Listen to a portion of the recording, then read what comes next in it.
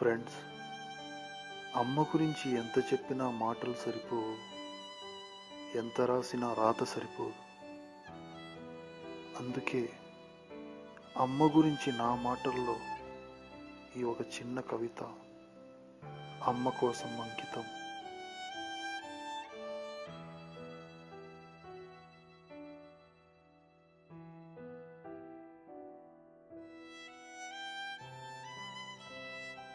అమ్మా,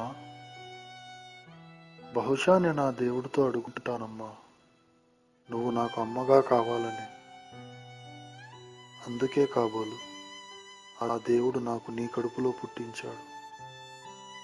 చూడాలనుందమ్మా, నేను నీ కడుపున పడ్డానని తెలియగానే నువ్వు సంతోషంతో కార్చిన ఆనంద బాష్పాలను. నన్ను నీ గర్భమున దాచుకొని నీ ప్రేగుతో నాకు ఊపిరినిచ్చావు.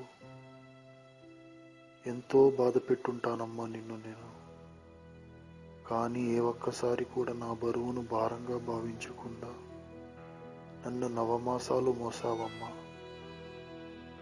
నువ్వు మరణమనే అంచుల దాకా వెళ్ళి నా కంచెలను తెంచి ఈ లోకాన్ని పరిచయం చేశావమ్మా. నన్ను మొట్టమొదటిసారి చూసుకున్నప్పుడు నా జన్మలో నీ పునర్జన్మను చూసుకొని ఉంటావు. ఆ దేవుడు నాకు నీ రుణం తీర్చుకునే అవకాశం ఇస్తే దానికి ఈ జన్మ సరిపోదమ్మా. అందుకే వచ్చే జన్మలో నీకు తండ్రిగా పుట్టి నీ రుణాన్ని తీర్చుకుంటానమ్మా.